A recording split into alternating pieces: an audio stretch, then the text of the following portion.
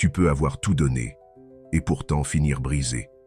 Tu peux avoir aimé sincèrement, et te retrouver vidé, confus, coupable d'avoir simplement été toi.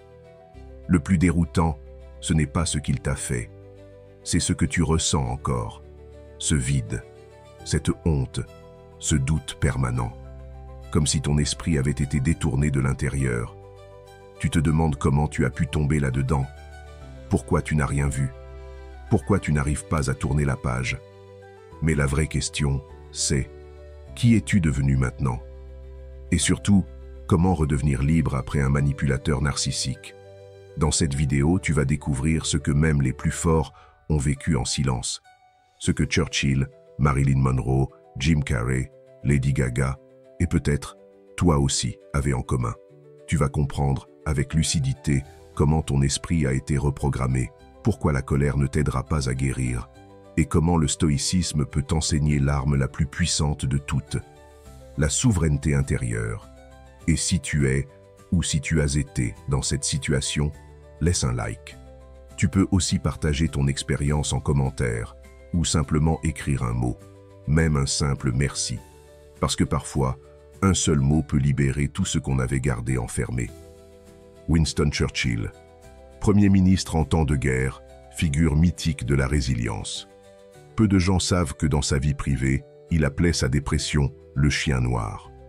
Ce que les historiens oublient souvent de dire, c'est qu'une grande partie de cette noirceur venait de ses relations toxiques, notamment dans ses cercles proches, où certains, manipulateurs dans l'ombre, exploitaient ses failles émotionnelles pour influencer ses décisions. Il n'en parlait pas publiquement, mais dans ses lettres, on lit la trace d'une fatigue morale provoquée non pas par la guerre, mais par les gens. Marilyn Monroe, le visage radieux d'Hollywood, le fantasme universel. Pourtant, elle fut la proie constante de manipulateurs. Mentors, amants, agents, tous ont joué avec sa quête d'amour, d'approbation et de reconnaissance. Arthur Miller, son mari, disait d'elle qu'elle avait une lumière qu'on voulait posséder. Et quand on veut posséder quelqu'un, on le contrôle. Dans ses journaux intimes retrouvés après sa mort, elle écrivait qu'elle ne savait plus qui elle était, qu'elle n'avait plus confiance en ses propres émotions. Si même eux, ces figures adulées, fortes en apparence, ont sombré sous l'emprise de manipulateurs, alors il faut cesser de croire que tomber dans les griffes d'un pervers narcissique est un signe de faiblesse. Au contraire, c'est souvent parce qu'on a une lumière. Et c'est exactement pour cela que vous aussi, vous avez été ciblé. Aujourd'hui, on estime qu'une personne sur 5 a été confrontée à une relation avec une personnalité narcissique pathologique. Ce n'est pas rare, ce n'est pas exceptionnel. C'est une épidémie silencieuse. Le psychiatre américain Dr Ramani Durvasula, spécialiste mondial du sujet, explique que les manipulateurs narcissiques ne cherchent pas les faibles, mais les empathiques, les sensibles, les ambitieux, ceux qui ont quelque chose que le manipulateur n'a pas et qu'il veut s'approprier. Le pouvoir d'aimer, l'authenticité, l'élan. Peut-être que vous aussi, vous avez ressenti ce sentiment étrange, ce doute intérieur constant, comme si vous étiez devenu incapable de faire confiance à vos propres perceptions. Peut-être que vous vous êtes surpris à dire pardon pour des choses que vous n'aviez même pas faites. Ce n'est pas un hasard. C'est une mécanique bien huilée, une stratégie mentale éprouvée. Elle commence souvent par l'admiration. Ensuite, elle sème la confusion. Et enfin, elle vous isole. Mais alors, pourquoi est-ce si difficile à identifier? Parce que ces personnes fonctionnent comme des illusions. Elles vous donnent d'abord ce que vous avez toujours attendu. Elles se branchent directement sur vos blessures d'enfance, vos manques, vos rêves secrets. Elles deviennent ce que vous pensiez avoir cherché toute votre vie. Et c'est précisément là que commence l'enfer. Le stoïcisme, cette philosophie née à Athènes il y a plus de 2300 ans, nous donne un regard complètement différent. Sénèque disait « Ce n'est pas parce que les choses sont difficiles que nous n'osons pas, c'est parce que nous n'osons pas qu'elles sont difficiles. » Il ne parlait pas seulement d'agir dans le monde, il parlait aussi de nommer ce qui nous détruit en silence, et surtout de comprendre que notre valeur ne dépend pas de la façon dont quelqu'un nous a traités. Si vous avez été brisé par une relation toxique, Ce n'est pas parce que vous étiez naïf, c'est souvent parce que vous étiez lumineux, et la lumière attire toujours l'ombre. Ce que vous avez en commun avec Churchill, Monroe ou même Frida Kahlo, elle aussi victime d'un amour destructeur avec Diego Rivera, c'est cette profondeur d'âme, ce feu intérieur qui, mal entouré, devient une cible. Mais ce feu n'est pas éteint. Il a juste été recouvert de doute, de peur, de silence. Ce que le stoïcisme vous propose, ce n'est pas une revanche. C'est une reconquête, pas celle de l'autre, de vous-même, de votre esprit, de votre pouvoir de dire « ce que je ressens m'appartient, ce que je décide m'appartient, et je ne suis plus l'objet de personne ». Ce n'est pas un chemin rapide, mais c'est un chemin sûr, car il ne dépend plus de l'extérieur. Il repose sur ce que vous construisez en vous, et c'est là que commence la suite. Ce qui vous dérange le plus, ce n'est peut-être pas ce qu'il vous a fait, c'est ce que vous ressentez encore maintenant. Cette culpabilité tenace, absurde, irrationnelle. Comme si malgré les faits, malgré les humiliations, les silences, les crises, une partie de vous continue de se demander « Et si c'était moi le problème ?» Si c'est ce que vous ressentez, alors vous êtes loin d'être seul. En réalité, 82% des victimes de manipulation narcissique rapportent, selon une étude du Journal of Interpersonal Violence, un sentiment persistant de culpabilité, même après la rupture. Pourquoi? Parce que la culpabilité est l'arme psychologique préférée du manipulateur. Elle n'est pas une conséquence, elle est un objectif. Elle est implantée progressivement comme un poison lent.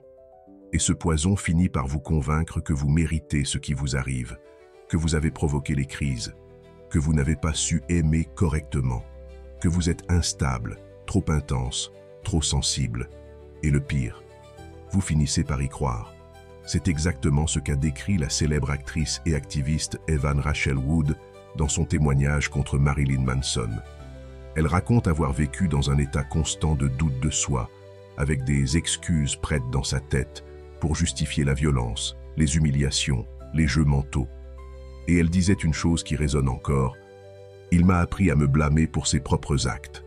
Ce n'est pas un accident, c'est une stratégie. » La philosophie stoïcienne, elle, nous donne une clé que peu de thérapeutes osent dire clairement. Ce que vous ressentez ne dit rien de vous. C'est une réaction conditionnée. Et Épictète l'avait déjà compris il y a 2000 ans. Il disait « Ce ne sont pas les choses qui nous troublent, mais l'opinion que nous avons des choses. » La culpabilité que vous ressentez aujourd'hui, ce n'est pas une boussole morale, c'est un écho. L'écho de phrases répétées des centaines de fois, de gestes subtils, de regards vides, des petits riens qui, mis bout à bout, forment une programmation mentale. Mais alors, comment en sortir? Comment arrêter de se blâmer quand tout en vous vous pousse à le faire? Il n'y a pas une réponse, il y en a plusieurs, et elles ne viennent pas seulement de la philosophie, mais aussi de la science. Premièrement, votre cerveau a été altéré. Des IRM menées à l'université de Stanford montrent que les personnes ayant subi une manipulation narcissique prolongée présentent des modifications du cortex préfrontal, la zone qui gère le jugement moral, la prise de décision. Cela signifie littéralement que vos circuits de pensée ont été reprogrammés. Ce n'est donc pas de la faiblesse, c'est un impact neurologique mesurable. Deuxièmement, les recherches en psychologie sociale montrent que l'isolement émotionnel augmente le besoin d'approbation. Le manipulateur le sait. Il vous a coupé des repères extérieurs pour que la seule voix que vous entendiez soit la sienne. Et cette voix, même après le silence, continue de résonner. Ce que vous ressentez n'est pas votre voix. C'est un écho résiduel, comme une chanson qu'on vous a fait écouter tous les jours pendant des mois, même quand vous avez coupé le son. Mais il y a une vérité essentielle que vous devez entendre maintenant. La culpabilité ne prouve rien. Elle ne prouve pas que vous êtes responsable. Elle ne prouve pas que vous avez échoué. Elle prouve simplement que vous avez été humain, trop humain parfois. Et le stoïcisme nous enseigne que notre humanité n'est pas une faiblesse. C'est une force, lorsqu'elle est dirigée vers l'intérieur. Ce que vous ressentez, c'est la trace d'un lien mental qui n'est pas encore rompu. Et ce lien peut être dissous, pas en combattant la culpabilité, mais en la comprenant, en la regardant en face et en choisissant, chaque jour, de ne plus la nourrir. Vous n'avez pas détruit cette relation. Vous y avez probablement mis votre cœur, votre temps, vos espoirs. C'est lui qui a détruit, car il ne construit rien. Il consomme, il se nourrit, et il s'éloigne. Vous, en revanche, vous êtes toujours là. Et c'est justement là que le processus de réparation commence.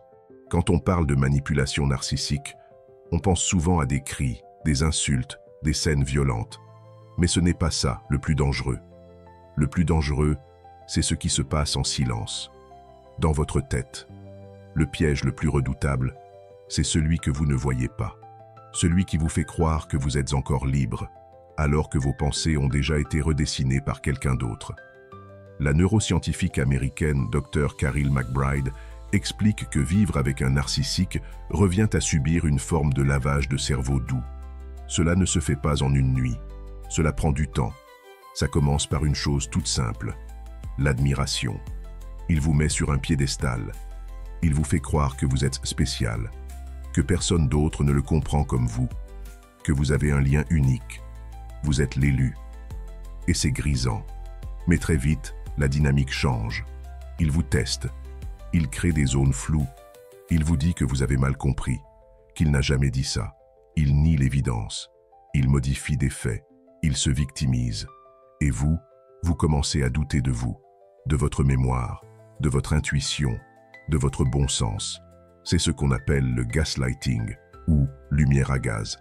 Ce terme vient d'une pièce de théâtre de 1938, où un mari manipule sa femme en baissant progressivement la lumière, puis en lui jurant que rien n'a changé. Elle finit par devenir folle, ou plutôt, à croire qu'elle l'est. Ce piège mental ne s'attaque pas à votre intelligence, il s'attaque à votre perception. Et c'est là que réside le génie toxique du narcissique. Il ne cherche pas à vous convaincre avec des arguments. Il cherche à vous dérégler intérieurement. Une étude de l'Université de Lund en Suède a montré que les victimes de manipulateurs narcissiques développent des troubles cognitifs proches de ceux observés après un traumatisme crânien léger. Confusion, perte de concentration, désorientation. Le lien est clair. Votre esprit a été reprogrammé à travers des micro-violences invisibles, répétées jour après jour. Mais pourquoi est-ce si efficace? Parce que le manipulateur ne vous impose pas une nouvelle réalité. Il vous fait douter de la vôtre. Et ce doute est viral. Il s'insinue partout. Dans vos phrases, je ne sais pas si j'exagère. Peut-être que j'ai mal interprété. C'est sûrement moi. Le mot « peut-être » devient votre normalité. Et le « peut-être » détruit lentement ce que vous aviez de plus précieux, votre capacité de jugement. Le stoïcisme, ici, nous donne une arme tranchante. Épictète disait « Ce qui trouble les hommes, ce ne sont pas les choses, mais l'opinion qu'ils en ont. » Vous ne pouvez pas empêcher un manipulateur d'être ce qu'il est, mais vous pouvez reprendre le pouvoir sur vos jugements. Et ce pouvoir commence par un mot-clé, discernement. Reprogrammer son esprit, ce n'est pas effacer les dégâts, c'est reconstruire volontairement une autre structure mentale, plus solide. Cela implique un processus actif. Notez les moments où vous doutez de vous sans raison. Écrire les faits, pas les émotions. Demandez à une réalité extérieure de valider vos perceptions. Et surtout, cessez de valider des émotions qui ne sont pas les vôtres. L'acteur Brendan Fraser, qui a connu une descente aux enfers après des années de manipulation professionnelle et intime, a déclaré récemment « Ce qui m'a sauvé, ce n'est pas le pardon, c'est le fait de redevenir maître de mes pensées, d'arrêter de croire que mes émotions étaient fausses. » Ce témoignage n'est pas unique. Il montre que la guérison commence quand vous reprenez la narration. Ce n'est pas une revanche sur l'autre. C'est une reconquête de votre architecture intérieure. Vous n'êtes pas fou. Vous avez été redéfini de l'extérieur. Mais cette définition n'est pas gravée. Le stoïcisme vous rappelle que tout ce qui est en vous peut être réordonné. Pas en un jour, mais en conscience. Et si vous êtes encore là, à écouter ces mots, c'est déjà le signe que votre esprit commence à reprendre le dessus. Il y a une photo célèbre de Nelson Mandela, prise quelques jours après sa sortie de prison, 27 années enfermé, trahi, isolé, humilié. Et pourtant, sur cette photo, il sourit. Un vrai sourire. Pas une grimace sociale. Pas un masque. Un calme. Une paix. Quand un journaliste lui a demandé pourquoi il n'était pas en colère, il a simplement répondu « Si je l'étais, je serais encore prisonnier ». Ce que Mandela a compris, et que le stoïcisme enseigne depuis plus de 2000 ans, c'est que la colère est une deuxième chaîne, souvent plus lourde que la première. On croit qu'elle nous protège, qu'elle nous rend forts, mais en réalité, elle nous attache à ce qui nous a blessés. Tant que vous haïssez le manipulateur, il vous possède encore, il vit en vous, il parasite votre attention, votre énergie, vos pensées, et même votre sommeil. Selon l'université de Harvard, les personnes qui nourrissent une rancune chronique ont 50% de troubles du sommeil en plus que les autres, et un système immunitaire affaibli jusqu'à 30%. La colère n'est pas qu'un sentiment, c'est un acide lent. Elle vous consume de l'intérieur. Mais comment ne pas être en colère quand on a été détruit, trahi, démoli? C'est là que le stoïcisme offre une perspective presque choquante mais libératrice. Marc Aurèle écrivait « Ce n'est pas un malheur d'être lésé, c'est un malheur de penser que l'on l'a été ». Il ne dit pas que la souffrance n'est pas réelle. Il dit qu'on peut refuser de prolonger l'impact du mal en reprenant le contrôle sur notre interprétation. Prenons l'exemple de Keanu Reeves. Il a connu des pertes inimaginables.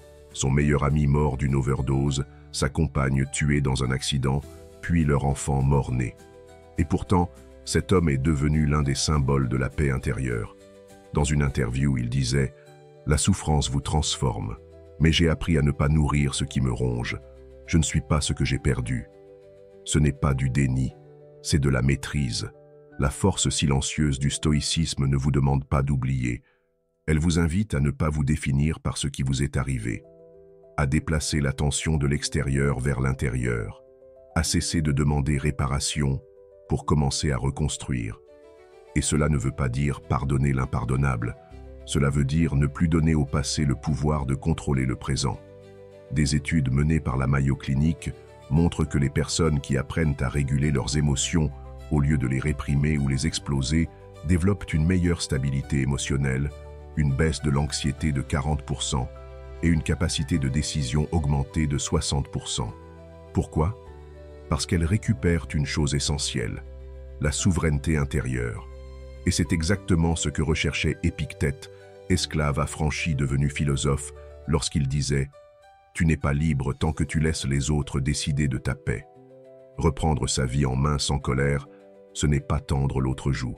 C'est choisir de ne plus se laisser définir par la douleur. C'est comprendre que la vengeance ne guérit pas, elle prolonge. Que la justice intérieure ne vient pas du monde, mais de notre capacité à agir selon notre propre valeur. Cela commence souvent par des gestes simples, se lever sans le poids de la haine, manger pour nourrir son corps, pas pour le remplir, reprendre un projet abandonné, écrire, marcher sans destination, juste pour respirer, créer de la présence là où il n'y avait plus que de la survie. Et puis, un jour, sans savoir pourquoi, vous souriez. Pas parce que tout va bien, mais parce que, enfin, vous redevenez le centre de votre vie. Ce n'est pas bruyant, ce n'est pas spectaculaire, mais c'est là que commence la vraie liberté. Il y a des silences qui hurlent plus fort que n'importe quelle dispute. Quand une relation toxique s'arrête, on croit que le plus dur est passé. Mais c'est souvent après que le vrai vide commence. Ce moment où les messages cessent, où les mots blessants ne viennent plus, où le téléphone ne vibre plus. Et pourtant, au lieu d'un soulagement, c'est une angoisse sourde qui monte. Vous êtes seul, mais pas en paix. Vous êtes libre, mais toujours enfermé à l'intérieur. Ce paradoxe est vécu par 9 personnes sur 10 ayant quitté une relation avec un manipulateur narcissique, selon l'American Psychological Association. Ce n'est pas parce que vous l'aimiez encore, c'est parce que vous aviez été fragmenté. Et la solitude, brutale, vient révéler toutes les pièces que vous n'avez pas encore recollées. Le comédien Jim Carrey l'a dit un jour dans une interview passée inaperçue. « Je pensais que j'étais dépressif. En réalité, j'étais entouré de gens qui me vidaient. Quand j'ai arrêté de jouer un rôle pour leur plaire, je me suis retrouvé seul. Et c'est là que j'ai commencé à guérir. Cette phrase est capitale, car elle révèle une vérité que peu veulent entendre. La solitude est parfois le seul endroit où la reconstruction est possible.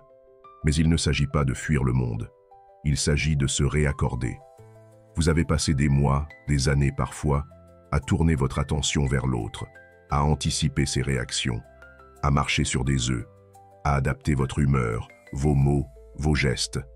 Le silence d'après est insupportable, parce que vous n'êtes plus habitué à vous écouter vous-même. La philosophie stoïcienne, loin d'être froide ou austère, parle de ce moment avec une clarté presque troublante. Sénèque disait « Celui qui est souvent seul est rarement seul avec lui-même ». Ce que cela signifie, c'est que la solitude physique ne suffit pas.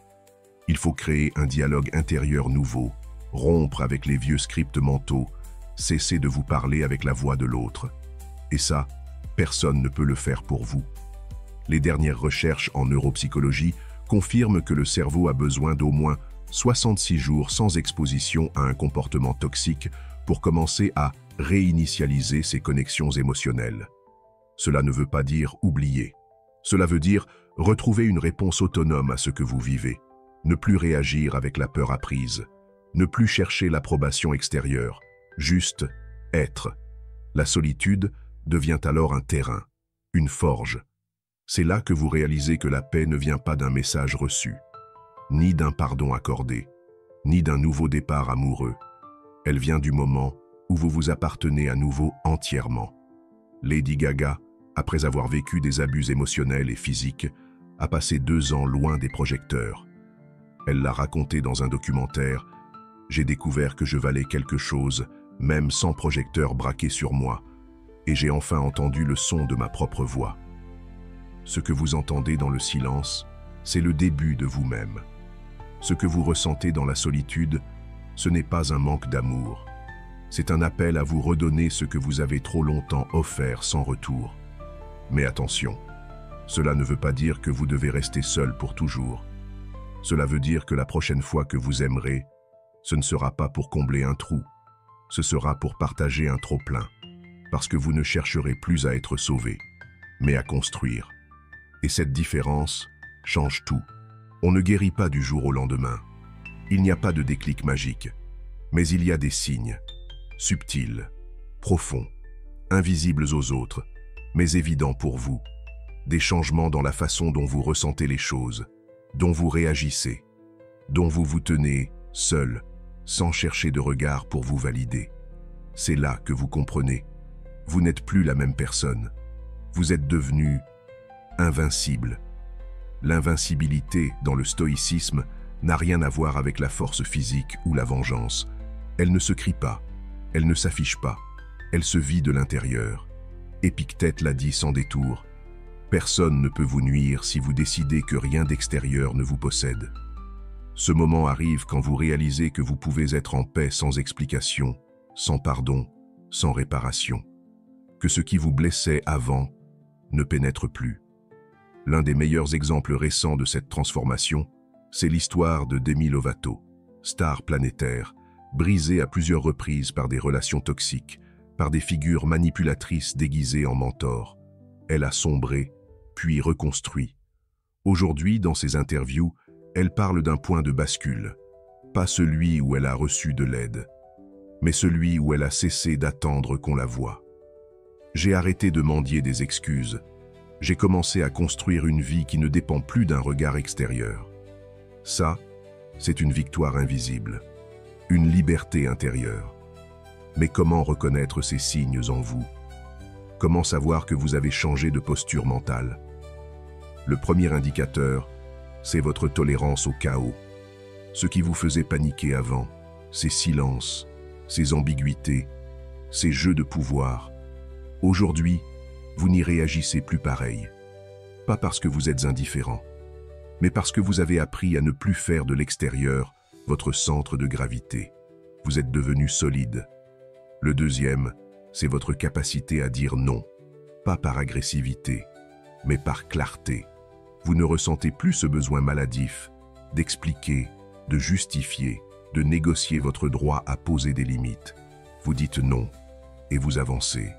Ce qui vous coûtait jadis toute votre énergie devient naturel, fluide. Le troisième, peut-être le plus révélateur, c'est que vous ne cherchez plus à être compris par ceux qui vous ont détruit. Vous ne voulez plus les convaincre de ce qu'ils vous ont fait. Vous avez quitté l'arène. Vous n'êtes plus en attente. Vous êtes en construction. Et vous avez fait le deuil de ce qui ne viendra jamais. Des études du National Center for PTSD montrent que les victimes ayant entamé une reconstruction philosophique et spirituelle ont 66% de rechute émotionnelle en moins. Pourquoi? Parce qu'elles n'essaient plus de réparer le passé. Elles investissent dans l'avenir, dans l'instant, dans elles-mêmes. Le stoïcisme vous montre que ce n'est pas le monde qui doit changer. C'est la manière dont vous vous placez dans ce monde, et plus encore, ce que vous acceptez de laisser rentrer. Cette vigilance calme, cette conscience éveillée, devient votre bouclier, non pas pour fuir les relations, mais pour les choisir, pour reconnaître dès les premiers signes ce que vous ne tolérerez plus jamais. Vous n'êtes pas guéri parce que vous ne souffrez plus. Vous êtes guéri parce que vous n'avez plus besoin que cette souffrance ait un sens. Vous n'êtes pas invincible parce que vous êtes insensible. Vous êtes invincible parce que vous êtes centré, aligné, présent. Et c'est là que votre nouvelle vie commence, pas dans le bruit, mais dans cette force silencieuse que plus rien ne peut acheter, ni briser, ni voler. Si tu es encore là, c'est que quelque chose en toi a résonné. Tu n'es pas seul. Tu n'as jamais été seul. Mais maintenant, tu sais que tu peux te reconstruire, sans attendre l'approbation de personne. Chaque jour est une chance de reprendre ta place, pas celle que les autres t'ont laissée, celle que tu choisis. Si tu veux aller plus loin, si tu veux des contenus plus profonds, des épisodes inédits, des outils concrets pour t'aider à avancer étape par étape, alors tu peux rejoindre la version premium de cette chaîne. Tu auras accès à des formats exclusifs, à des ressources puissantes pour t'élever et à une communauté de personnes comme toi qui refusent de rester brisées. Tu peux t'abonner maintenant en cliquant sur « Rejoindre » et on continue ensemble, plus fort, plus conscient. Parce que tu n'es pas en train de survivre, tu es en train de renaître.